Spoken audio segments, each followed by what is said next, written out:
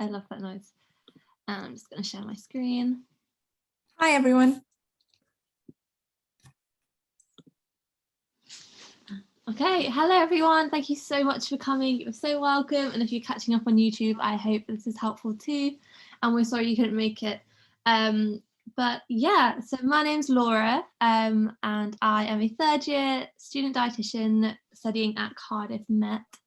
And I'm joined by two lovely co-hosts. Amira, do you want to introduce yourself? Hi everyone, my name's Amira. I am a recent graduate from King's College London. I am hopefully soon to start my first Band 5 job, so excited to see how that goes, and I hope this is going to be helpful for you guys. And I'm Claudia, a recent graduate from King's College as well with Mira, and a Band 5 dietitian for the last 2 months. So exciting. Hello and welcome to our webinar. Today we're going to be comparing my 3-year course versus Claudia and Amira's 4-year undergraduate course. We're just going to go through our differences, what we've studied, and hopefully this can help you make a decision on where you're going to go to university if you want to study to be a dietitian. So we've already introduced ourselves. We're here that written down if you've forgotten, and we are the Future Frontline Dietetic team. What is Future Frontline, I hear you ask? So Future Frontline is an online community of the multidisciplinary team, and we are working towards being the future frontline within the NHS. So we have monthly dietetic webinars, so keep your eye out for them. And we also have blog posts going up, and as a whole Future Frontline covers all specialities, and so you've got doctors, nurses, physios, podiatrists, OTs, everything you can imagine, and it's such a brilliant way to get involved, to learn about different careers within the NHS, and even more. So yeah, we hope you enjoy, and this will be recorded and uploaded to our YouTube channel after we're finished, so you can watch it back in case you have forgotten anything. So discussion time. So today's webinar is going to be more of a discussion. We're just going to be sharing our experiences, and we do want to outline that this is very personal to the 2 universities we have experience in, and we do not speak for everyone at every different course in the UK. So yeah, we're just providing our personal experiences, and we hope it's helpful. So yeah, so I'm going to go over a quick outline of my 3-year degree. So as I said, I'm currently in my 3rd and final year, which is very exciting. And in case you don't know, dietetic degrees are either 3 years or 4 years as an undergraduate course. And there are master's options as well, but none of us are master's students, so we can't really speak on them. If you do want to learn any more about the differences between undergraduate and master's degree and what do you study, we did do a webinar on that last month, so that is probably on our YouTube now or will be soon. So if after watching this webinar you sort of notice that you have some gaps, that actually there are some questions sort of a step before that you would like answered, that the question should have been answered in the last webinar, hopefully. Sorry, Laura. No, that's a good plug for our YouTube. So my 3-year degree, as I said, I study at Cardiff Metropolitan University, and it's a course of between 30 and 40 students per year, so it's very small. It's a small uni, but it's fab. I absolutely love it, and I love all the lecturers there. So I guess this first thing was quite similar for us for a 4-year degree, that the capacity of the course is very similar. So we had quite a few lectures with either similar courses like BSc Nutrition or the Masters of Dietetics, but overall there were never sort of more than 35 to 40 people in a lecture, I guess. No, and even us as a cohort in one batch, we were like about 20 something as well. So we're a very small batch. We're all close to each other. It's nice. It's a small community, I would say. And I do guess that's very different to quite a few other healthcare courses. So we had a lecture with nursing once, and I think they have like 300 students in 1 year. Yeah. So do you guys want to go through the modules you had in your first year and we'll compare the difference? Okay, I have them on my phone. So if I'm looking down, that's why. So in our first year, we had 6 modules. We had biochemistry, we had physiology for nutrition students, and we had introduction to professional practice, social and psychological studies, introduction to nutrition, and introductory food science and technology. Okay, so in Seems my ages first ago. year, I had 7 modules. I had anatomy and physiology, which I actually shared with podiatrists, physios, biochemistry and biomed students. Oh, that's really interesting. It's really interesting to see that you have like general anatomy and physiology, and for us it was Yeah. physiology for nutrition students. Yeah. So I guess it was only the especially- things that were relevant to us, I guess, as a course. Yeah, I actually really Yeah. enjoyed it, in that we were in like the biggest lecture theatre on campus, and it was a different atmosphere. I feel like that's the typical uni experience that like most people doing maybe a humanities would see. So it was quite fun to be there. Yeah. So I had I anatomy. thought that was more for.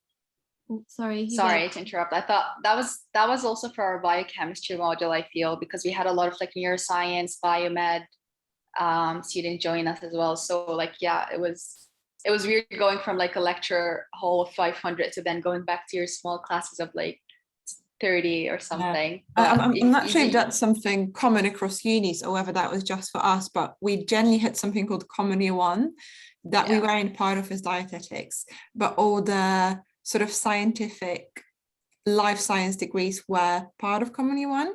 So you would essentially have like biochemistry, biomedical sciences, neurosciences, and all these other degrees would have a Common Year 1 where they were taught all the like basic skills like biochemistry, physiology, anatomy, and then I think that you could actually choose your degree in second year.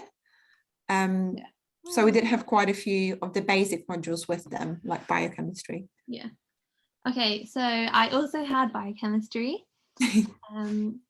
And I also had professional skills. I think you called yours introduction to professional Practice. What was that like for you? I say, like, what was the structure of the module? Oh, that's such a long time ago. Okay, professional skills. Quite honestly, I can't remember. Okay, because I'm only asking because I'm only asking because ours was quite weird. So we were actually split into groups of like 5 or 6, where every single student was from a different healthcare course. So it was kind of like an MDT.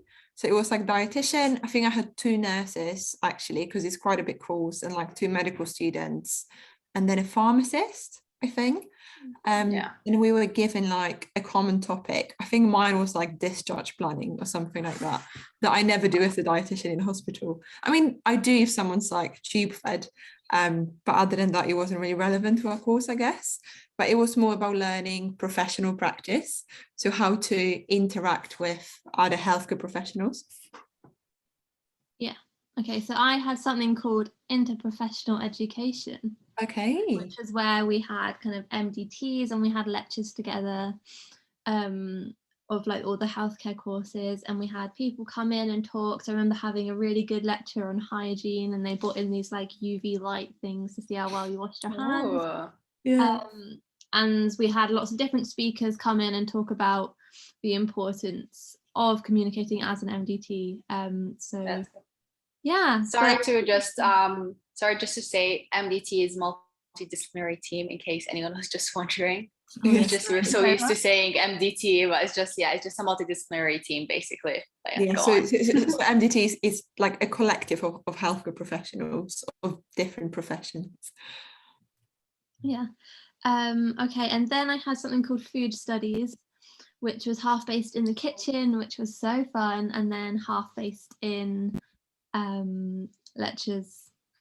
So that was good. And then I had nutrition, macro and micronutrients, and I had that through the entirety of first year.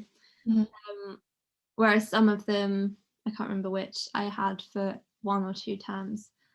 And then I think the only difference, so I had something called said food studies, haven't I? Yeah. Yeah. The only difference in my 7th one was public health nutrition. Okay, so for us, it is a module that we do have, but in our 4th year. Yeah. So I guess it's like located slightly differently. But how many modules have you had in total in the 1st year then? So that was 7. Okay, so not that many more. Because the one thing that I'm anticipating to see is that if your course is condensed into 3 years, I'm waiting for like a monumental year where you literally have like 17 modules. But I'm not sure if I'm going to. I think it definitely I think felt it's that you guys do. Oh, sorry, Mira. Sorry, I think it's because you guys do stuff in the summer as well. So I think that adds up. Like, we'll get into it, but I think we really didn't have much to do in summer. Yeah, so I at guess least for the beginning 3 years.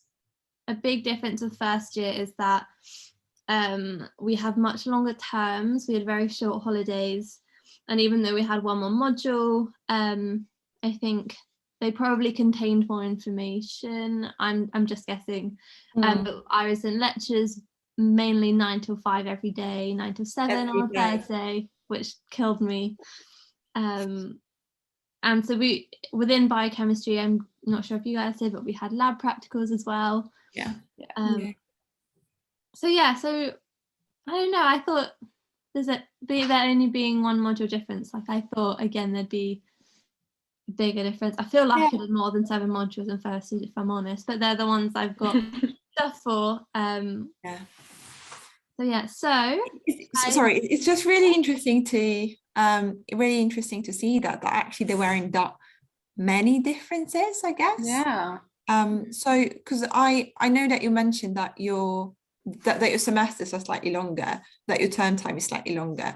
How long is it? Because we finish all the lectures basically end of April, and then we have like a month to prep for the exams, and then like end of like mid-May until mid-June, I think. It's like the examination. Yeah, that's exam period. Yeah, the exam period. And then we finish after that, basically. So we finish our term mid-June, but technically we're not having any lectures or practicals or seminars. So my 1st year was exactly like that. Apart from after exams, we went back to lectures. Oh. And when did you start? Directly? Yeah, so I'd say I think we had maybe 2 or 3 weeks. Like I did have a pretty long summer. We were meant to have more, but that's when COVID hit, so I'm not sure what it's like usually. But I would say my 1st year summer was still shorter than your guys, but it was still significant. Okay, so move on to the 2nd year. Interesting. Yeah. Okay, so I had 5 modules in 2nd year. I had health psychology, population and life cycle nutrition, research methods, principles in dietetics, and specialist dietetics. So only 4 modules? 5 modules. 5 modules, sorry. I can't count. Yeah, I guess our modules were slightly different, but there are some similarities. So we had research methods as well, but it was called research methods for the health sciences. So it was like epidemiology mainly, I guess, and a lot of statistics. I'm not sure what that looked like for you, but for us it was specifically for healthcare sciences.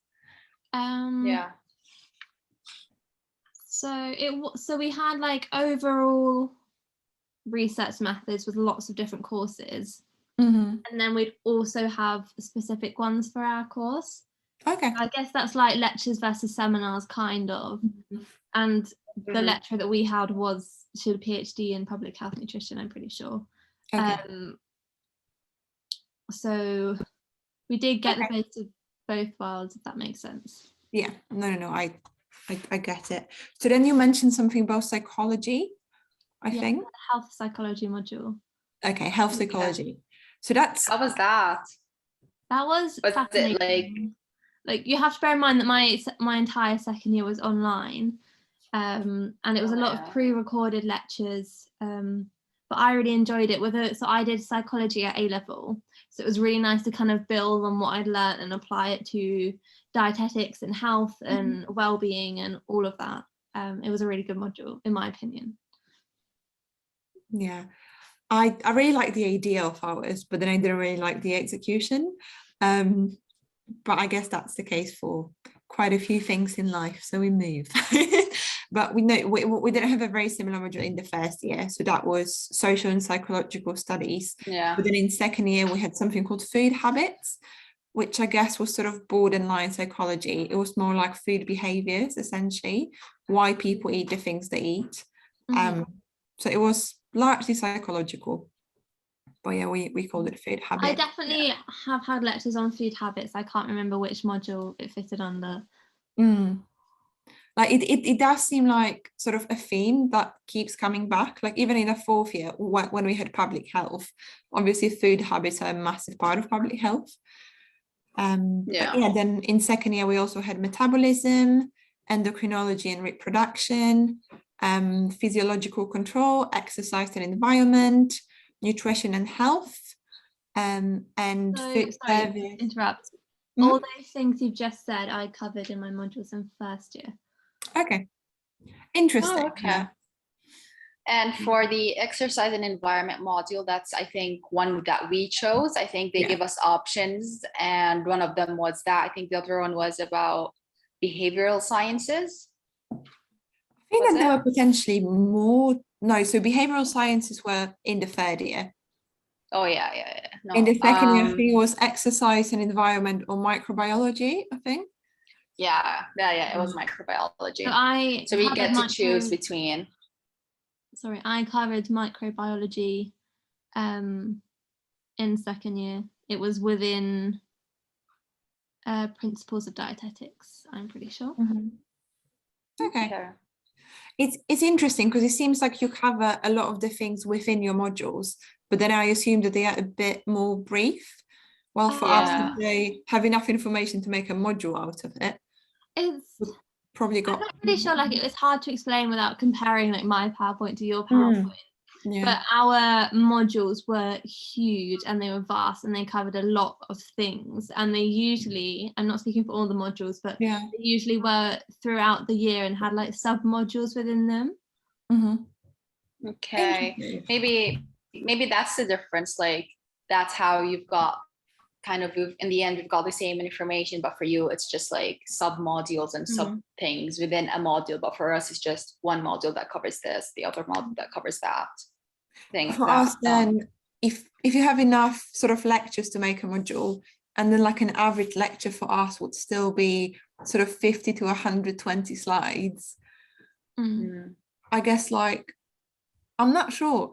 Like, yeah, it's obviously hard to compare it not having seen the actual lecture slides, but I feel like it would be quite hard to waffle for so long.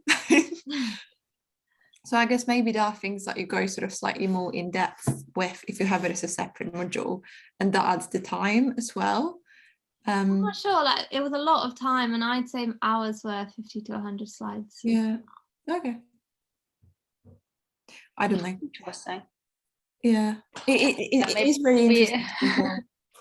Maybe that's why your summers are way shorter than ours. Yeah, exactly. So I guess the last module that I didn't mention for year 2 was food service and catering. So I know you mentioned in your first year you had like kitchen practicals. Yeah, I did studies. Yeah, so we had them as part of food service and catering, and then we sort of learned about food service in like public sectors, so schools and prisons and like army and military, like kindergartens, that sort of stuff. Yeah, so I again covered that in first year. Okay. So how many modules was that in total? 1, 2, 3, 4, 5, 7. Oh, well, me. Yeah, so I guess we got, but I don't remember how many of them were half modules. So for us, we either had like a 15 credit module or a 30 credit module, and 15 credit would be 1 semester, and then 30 credit would be 2 semesters. So I guess maybe it's 7 modules, but maybe more of them were half a year rather than like the whole year. Whole year. And potentially, I mean, but we did.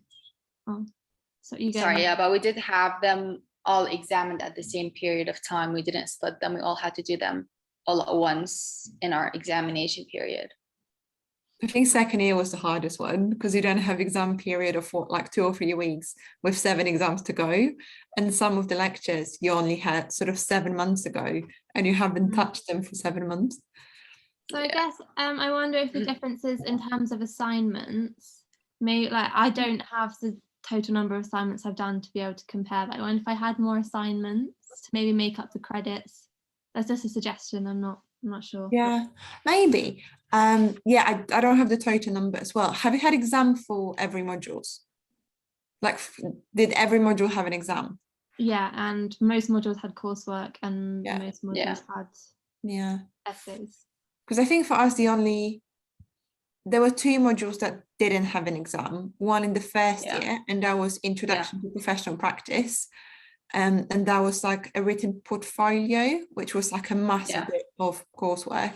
And then a presentation, I think, like an interprofessional presentation. And then for research methods, we had loads of like mini online quizzes. So I think there were like 15 like tests in total. And then a research proposal, so like a research protocol. So we basically had to design a research project just without actually getting the participants and like delivering the intervention, but we had to write the whole like introduction and method section essentially. Yeah, so I had that in second year, but it was the proposal for our dissertation as well. Okay. Oh, so your research module was also for your dissertation? Yes. That's interesting. And it does actually make sense because for us, I guess, because it was in the second year and our dissertation is in the 4th year, it was very separate. Yeah, so I guess the big difference with second year for me was I had term 1 and term 2 of teaching. We had exams, Easter, and then I went straight into placement 1. So where all of my non-dietetic friends finished for summer, I started placement. So I had 6 weeks of placement 1 into most people's summer. And then that actually was the same for us. I think it depended on the hospital or like the NHS trust that you were in. So I had mine in June, so immediately after the exams. I think I had a week gap between the exams and placement, but then other hospitals didn't have capacity to take people at that time. So we had to stagger people, and some people had their placement in September. So they sort of had a longer 3rd year from that side, if that makes sense. And for us, it was like a longer 2nd year. Yeah, okay. Yeah, I had my first placement in August as well. It was a bit late. I had mine in August, so it was that's down to COVID though, wasn't it?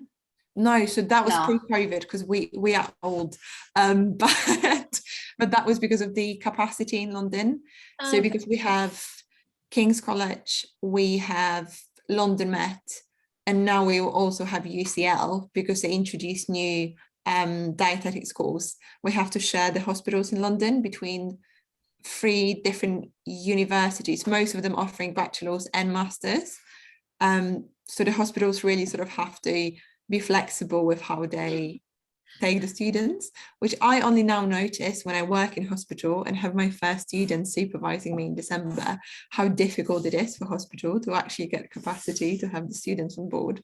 That's like the total opposite to me. So I kind of met, as I said, and there's 30 of us that cover the entirety of all the hospitals in Wales. It's insane. Because for us, it's probably like 400 people in one city. So just looking at my calendar, so I finished placement 1 on the 18th of June. Okay. And for my second year summer, I had 2 3,000-word essays to write. Over summer? Yeah, and I had to do all my dissertation research. They have no mercy for you guys. Jesus. No, our second year summer after placement, like you're free until the 3rd year starts. Like there's nothing happening. I think, to be completely honest, we had such long summers. I think we finished our exams like mid-June, and then from mid-June to like mid-September, that was our vacation every year, besides like final year. But so I think the main difference here is that you guys only get a short summer in first year, and then after that you don't see summer for the coming years until you graduate. And then I do think that's really interesting, because for us, when we have long summers, if you want to, you can use it for like internships and things like that. I know at King's we had a lot of like research opportunities if you wanted to join like a research group over that time. But then if you look at it from the other way, because you finish a year before, you technically can spend that year doing internships and research if you do really want to do that. Okay, so I just realised another difference. So although I finished placements on the 18th of June, I then had 3 weeks of lectures before my summer started. Oh, that's all still after. Yeah. So were the 3 weeks of lecture part of your year 2 technically? Yes, but the assignments for those lectures were due in year 3. Okay, so that was like attached to year 2, but the content was from year 3. The content was from year 2, but the assignments at level 6. It's interesting because I'm just thinking, why would you have lectures after your exams? Yeah. I don't know. I don't know. What I'm thinking is, sorry, Amira. What I'm thinking is, if you do your lectures in year 2, why don't you just finish everything you studied in year 2, including examinations in year 2, and then not jump into year 3 with year 2 content? If that makes sense. Maybe it was year 3 content. I'm not sure. So they that's fine. They were the 2 essays that I then wrote through summer and were due the last week of August at a level 6, which is a year 3 standard. So I don't know if the content was level 3 or not. Please don't hold me on that. No.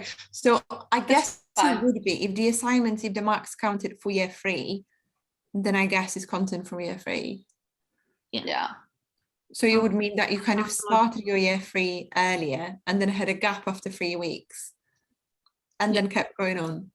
Yeah, that makes more sense. Interesting. Okay. So then you started your year 3 after this sort of 3 weeks, and then you had your summer, and then you started end of September. No, I started at the start of September. So I did 6 weeks summer. Maybe it was 7. And I wrote 2 assignments and did my dissertation research. Yeah. Then placement started. So the placement I'm on currently, which is my placement 2, started on the 6th of September. Okay. And that for me, my placement 2 is 8 weeks. I'm on week 7, so I'm almost there.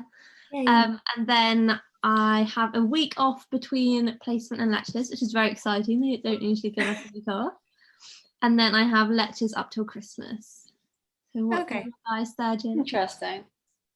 So do all of your years start at the beginning of September? Yeah. Okay, so that's another difference, that your summer is shorter on both sides. Because our year always starts last week of September, so like 25th or something. Yeah, and I think that's also like, maybe, I don't know if it's a London thing, but a lot of maybe not, I might be wrong, but all my other friends who also don't do dietetics, everyone literally in London starts very late. I don't know if it's just a 3-year dietetics degree outside that starts like early September, but I think all other courses start like the end week of September. Yeah, so it's something interesting. I technically wasn't a 3rd year student because Cardiff Met term started 5 weeks later than my placement, so I wasn't enrolled as a Cardiff Met student until my 5th week of placement, because it is it's literally our course that starts early. It's not. Wait, so have you started your 3rd year with a placement? Yes. Okay. Oh, interesting. So that would be another difference, because for us we normally have the 8-week placement be after 2nd year, so sort of over summer as well. It was different for Amira and I because of COVID, and we had a combined placement B and C after our year 4. So like at the very, very end of our degree. But if we think of a non-COVID year, which hopefully for people watching us you will never ever have a COVID year in the future. It would be an 8-week placement after year 3. So our year 3 is very standard because it's not a final year, so we're not doing our dissertation. So it's literally just start last week of September. Let me see how many modules we have. 1, 2, 3, 4. We have 5 modules. And again, I think one thing to mention is that you get fewer modules as you go higher, but then the content is way more in depth. So they expect you to write more in the exams. It has to have, more like critical thinking and analysis in your answers, but you get fewer subjects. So in year 3 we had, I think we had 1 optional module, and I chose genetics for mine, and Amira did as well. Me too. But some people chose like endocrinology of diabetes, something, or like behavioral science. And then I think because go ahead. I think that you're really behind, so I start saying and then you start saying and I'm like, oh, sorry. So go on. Oh no, I was just gonna ask Laura, like, how many placements then do you have throughout the whole 3 years? I have 3 placements across the 3 years. Okay. I'm pretty sure that same with us. It might be different for Wales because you technically have other like governing body, but I know for England we all have to have 3 placements, so it's like a standard structure that it doesn't matter if you have 3 or 4 years, there will always be 3 placements. Yeah, exactly. I think ideally for us, it would be your first placement would be in second year. That would be 2 weeks. Then your second placement would be in the summer after 3rd year. That would be 8 weeks. And then the remaining one, we would have it non-COVID times. It would be in January. You would do your 10-week placement, if I'm right, Claudia, for the 3rd and final placement. Is it 10 weeks? No, so it's normally 14 weeks. 14, okay. Because we had public health and virtual placement. But that again, that was because of COVID. So normally as part of 14 weeks, you would have first 3 weeks of public health, first 3 weeks of public health, and that would normally be in person. So our public health placement was virtual, but we were still allocated to the organizations that we would do the actual placement with. It's just the structure of the placement was adjusted to a virtual reality. So I was with the Greenwich Council, and normally I would be going into the buildings in the council, so like schools, because I was working on the holiday meals programs, or like to the office, but because it was virtual, I was doing everything from my home office online. But that would normally happen outside of COVID as well. And then we would have 11 weeks of clinical placement. And then after you do your final placements in January, and then once you complete that, you just do your exams, and then that's it for the 4th year.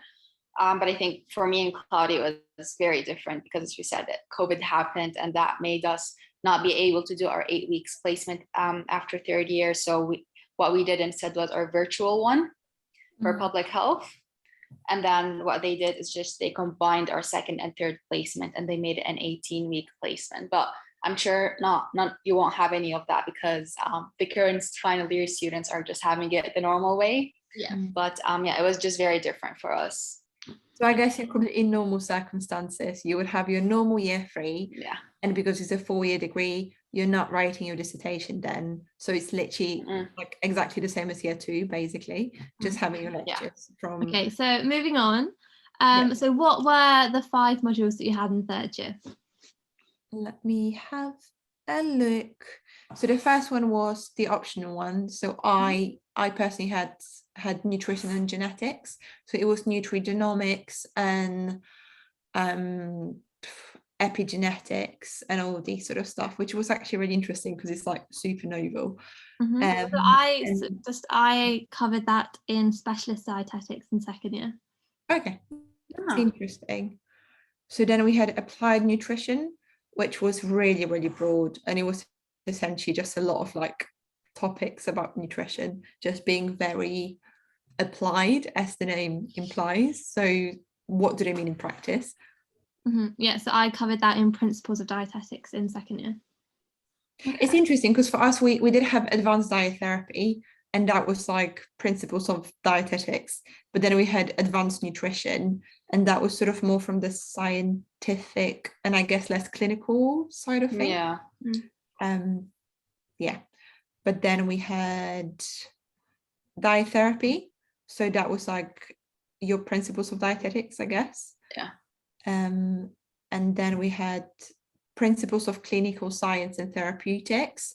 So there was absolutely no dietetics involved in that. It was everything that we learn in diet therapy, but basically as if it was taught to medical students. So we didn't really worry about like food and diet therapy part. It was more to understand the conditions that our patients have from the purely medical perspective, which was really difficult. Like, to me, that sounds really good. Like, I have a very medical brain, but also like I don't remember having anything like that. Like, everything we had was dietetics related. It was interesting because it was a very different module. Like how you would write the assignments was very different because they didn't want to hear about dietetics. They were like, for this module, you're not a dietetic student, like you're a medical student. Yeah, I definitely find it really helpful at work now. Yeah. Sort of a bit deeper understanding of the context of my patients, but it was a really I guess I'd say that we kind of slightly covered that at the end of our anatomy and physiology in first year. So like having kind of not nutrition related illnesses and like writing about them. Yeah. I guess that's kind of why we touched on it, but we didn't have a whole module on it. Okay. And then just the last module that we had in third year was health promotion and communication, which was really interesting because we had like actors coming in to uni who were pretending to be patients and then we were practicing like communication skills on them. So behavior change and motivational interviewing, all that sort of stuff. And then as the health promotion session, we were in charge of like arranging a mock health promotion. So we got a topic and then we had to present it in like an engaging way. So I covered all of that within my interprofessional education in first year. Okay. Oh, interesting. So we had actors come in. We have one clinical, like fake clinical room on uni, and we got to dress up. They had all like the nurses' uniforms and really fancy things. And then also I would like to add, during my second year I had an OSCE. I don't know if you guys had an OSCE. Yeah, so we did have OSCE. Yeah, that would be. Yeah. That would be in that module of ours. That would be in our third year. Okay, so I had OSCE in second year. It wasn't in a module, it was just in itself. So we had like 2 weeks of teaching before it, and then we had an actor come in, and that's when we had our OSCE. And for those who don't know what an OSCE is, it's like a practical exam in where so you have an actor and you pretend to be a dietitian, and it's like a marks assessment. Yeah, so it's basically like a fake consultation, I guess. Yeah. And it's common across all the medical professions, I guess, because it stands for something like organized clinical objective clinical something examination. So you're basically being marked on like how many points you hit from the clinical point of view. Like, have you given them like a diagnosis? Have you explained the diagnosis? Whatever, that sort of stuff. It was an interesting experience. Okay, so from what you said, from what you said, everything that you covered in third year, I'd already covered. So I am now in third year, and I'm currently on placement B, placement 2, which, as you guys said, is also 8 weeks for me. And in 3 weeks' time, I will be back in lectures, and I have 2 modules. And this is Contemporary Nutrition in Dietetic Clinical Practice, which is a right mouthful. What does that mean? So like, what do you actually cover? I get to discover. I haven't studied it yet, so don't hold me to this. But I believe it's like structures of the NHS and kind of. Okay. So that is similar to something.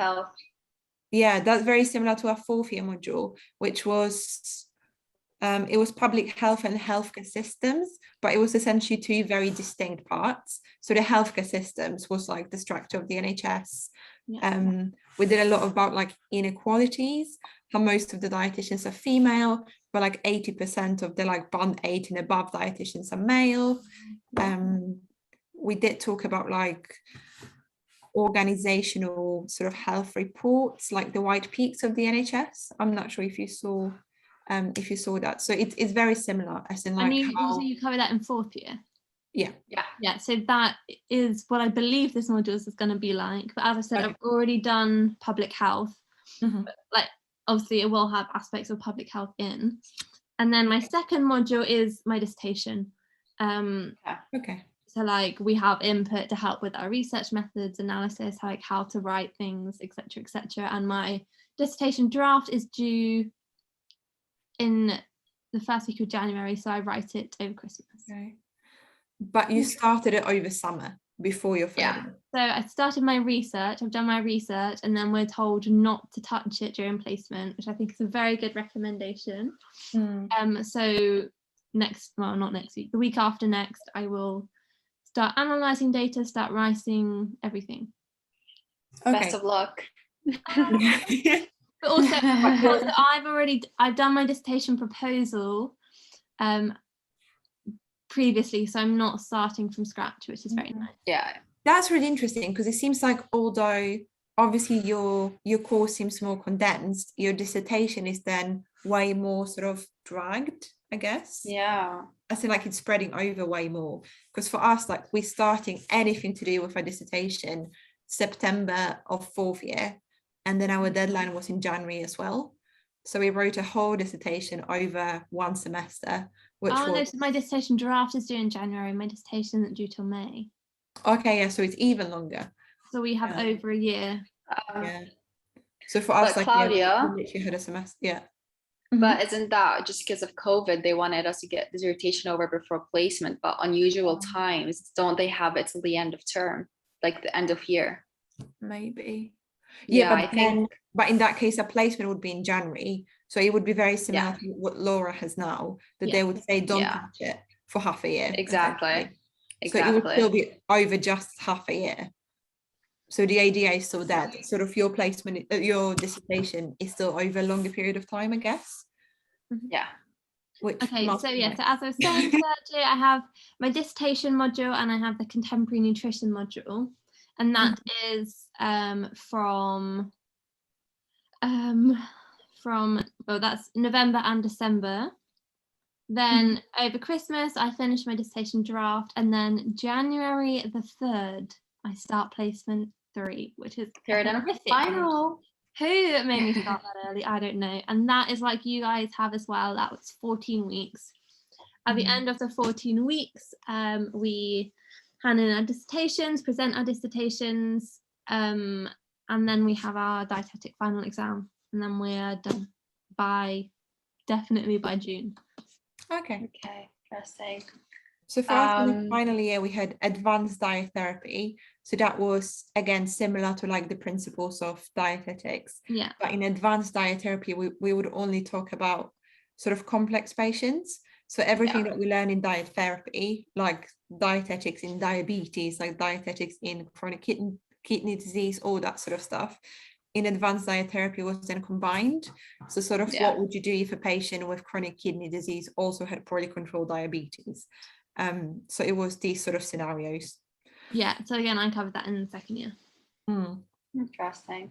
And okay, let's try to speed up our final year so that we can give some time for our attendees to ask if they have any questions. Go ahead. We have basically finished. So I was just going to say that our dissertation was over half a year.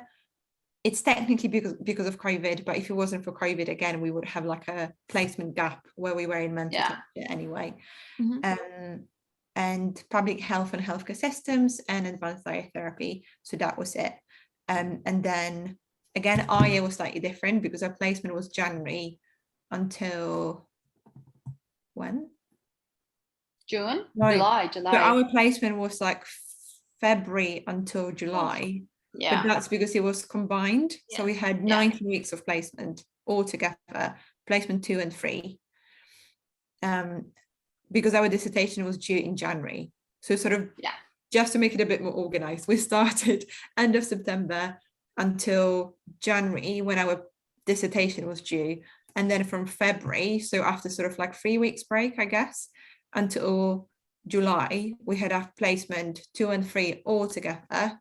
So by then you would have known whether you passed your exams, essentially, your dissertation grade.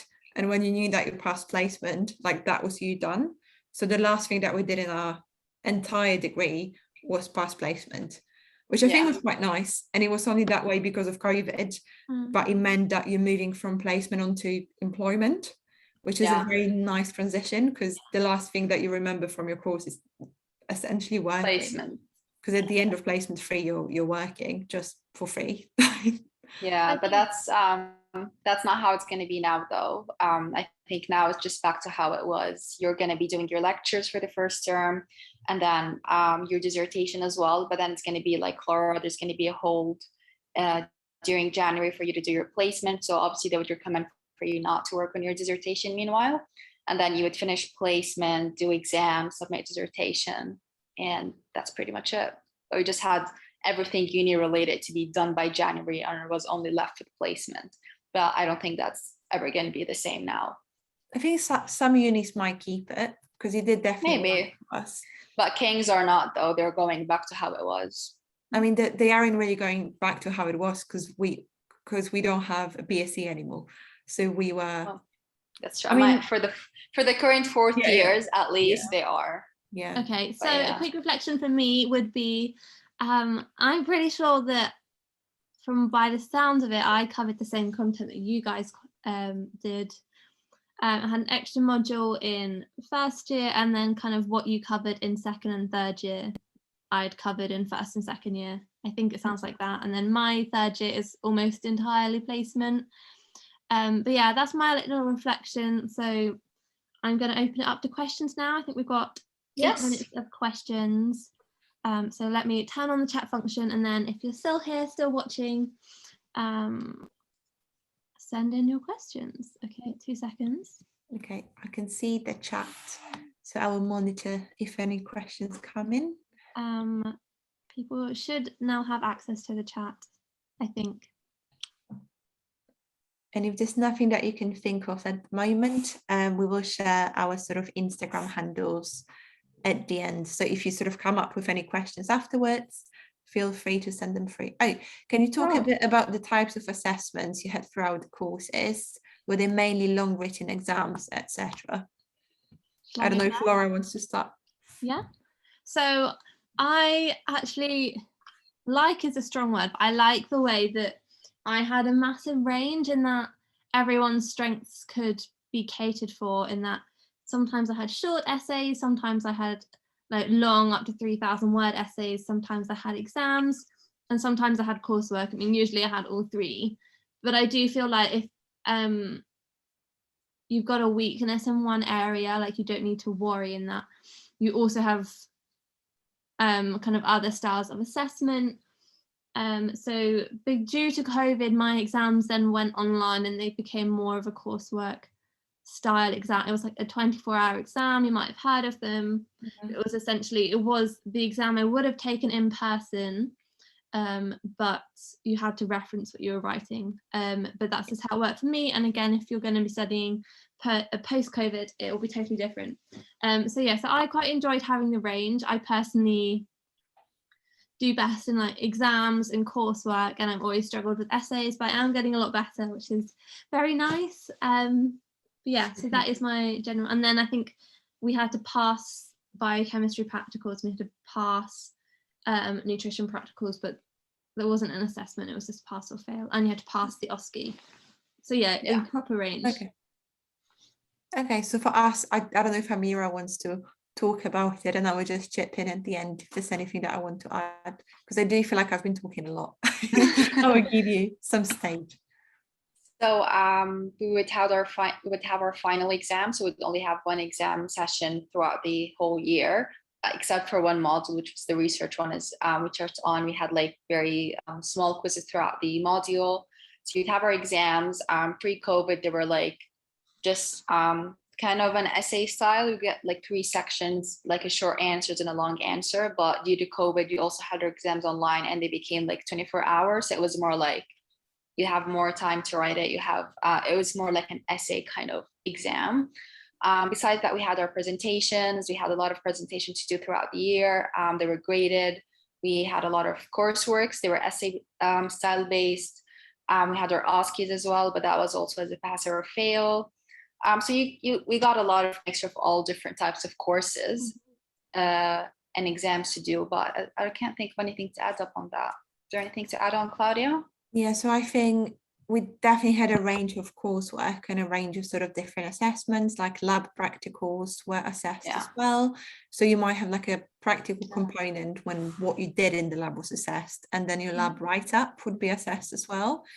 But I think sort of the overbearing thing for me, which I'm currently actively fighting, still working with King's to sort of change it, is that our assessments were not very inclusive in a way, because even though you had a very wide range of coursework and assessments, they wouldn't account for that much. And then at the end of the day, your long written exam at the end of the module would still be like 70% of the mark, essentially. So then for people who have dyslexia, for example, who are way more of like visual learners, maybe have issues with, you know, with focusing for 3 hours and just writing things straight on the piece of paper, that's not the best way to test the knowledge. So at King's, we are currently trying to sort of see what we can do to shift that. So maybe by the time you get to studying, whether it's at King's or no, that will change, hopefully. But at the moment, I'm not sure if it was similar for you, Laura, as well, that even though we had a range of assessments, the written exams were still sort of the most important ones. Yeah, I'd say so. That you do have to be able to write well. So there's 3 minutes left. We just had We've got another question. So it says, what's it like being a band 5? I would like to say that our webinar next month is going to be on what's it like being a band 5. So I mean, we can briefly cover it now, but we're going to talk for an hour about being a band 5 and stepping up from uni next month. So do keep an eye out on the Future Frontline Instagram for that. Do you want to cover it now, or should we leave it? Amazing plug-in. I was literally just about to say the same thing, that we are recording a full webinar on that, so you will hear everything about it next month. But it's hard. It's hard in the very beginning is the short answer to that question. So keep your eyes peeled on our Instagram, because it will be worth it. It'll be a good webinar. Yes. Does anyone have any last questions about the sort of uni structure?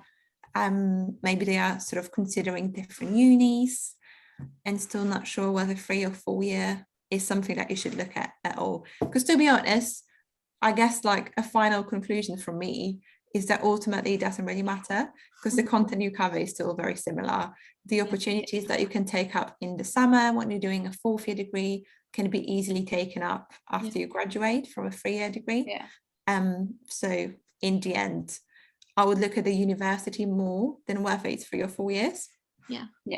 And I think in the end, no matter where you go, you're going to end up as a registered dietitian.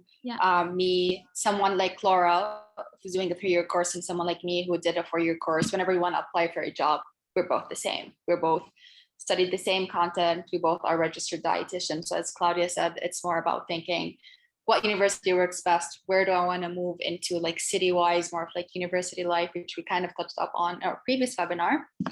And we have another question, whether it was hard to apply for a course in England coming from a foreign country. I can sort of start it, and then I will hand over to Amira, because she's like, I would love to, but I think the Zoom will cut off in a minute, because this webinar is meant to be for an hour. Yeah, we did cover it in our last webinar. So if you're also interested, you can message me and Claudia, and you can both share our experiences, because we had very different one. I'm an international student. I came from Saudi. Claudia came from Poland. So would love to answer that question, but unfortunately we don't have that much time to do that now. So we're sorry about that. It's also going to be a long reply because a lot has changed after Brexit. So I came before Brexit, but now after Brexit it's slightly different. So if you message me on Instagram, so Hungry Evidently, I'm very happy to talk you through everything. Maybe we could have a Same here. webinar on it. Could do. We could do. Maybe. So yeah, so thank you very much if you've watched this from our YouTube or if you've been watching it here. We're so grateful to have you. Keep an eye on the Instagram. Sorry to interrupt. We're also going to share video link.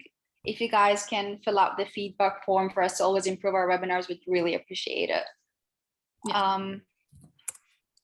I can find it now. I just noticed that it did not cut after an hour. Okay. So at least now we know. That's good. That it does. It might be that we started sort of 5 past, so maybe that's why. Maybe it will cut. Oh, maybe 5 minutes in. So while you guys find that link, I'll just finish off saying, so you can connect to Future Frontline as shown on the screen, and you can reach out to the 3 of us at the top of the screen on Instagram, and we would love to chat. So yeah, thank you so much for coming. Really hope it was helpful, and keep an eye out for even more webinars where we can hopefully answer all your questions. So yeah, unfortunately, after you've answered our questionnaire in the comments/chat, we do have to end this webinar. So thank you so much for your time. I have shared it now. So we would really appreciate if you would be able to share your feedback, because that's how we're learning and we're making sure that this webinars are useful for you guys, because that's and once you fill the feedback form, you will also get a certificate of attendance. So that's always something good to have on your portfolio. And again, continuous professional development, that we can make a webinar on as well. It's something you want to learn about. All right, everyone. Thank you so much for joining.